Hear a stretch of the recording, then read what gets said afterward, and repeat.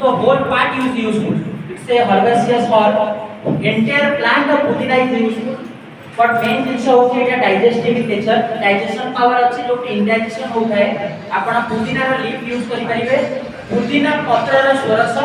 कि पुदीना रे पानी आपण जो लेंबू पानी कोचंती ताजरे भी आपण पुदीना पकेई परिवे, पुदीना पत्र रो तेल उठे हुए, पुदीना तैल आपण देखिबे सब प्रकार पेन हिलिंग बाम बा पेन हिलिंग जेल बा पेन हिलिंग ऑयल रे पेन किलर ऑयल रे सबुथरे पुदीना तेल थको the main phytochemical of pudina is menthol आपण सुनि थबे menthol is the main active principle of the plant pudina menthol आपण देखन तो अमृतांचल रे भी menthol अछि menthol टा को आसी पुदीना तो माने main the active constituent of the plant is menthol. It has been derived scientifically from this plant pudina. तो अपना पुदीना एरा यूज करि परिबे रेगुलर बेसिस पुदीना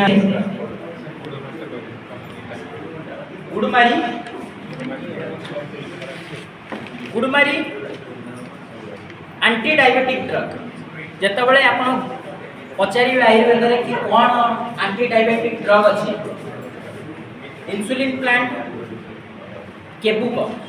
sanskrit name of insulin plant is known as kebuka insulin plant दी प्रकार एठी अछि केबुका टा होची बहुत बढ़िया हमर बहुत यूज होची तापर गोटा अछि गुडमारी होची मधुनासी the botanical name of गुडमारी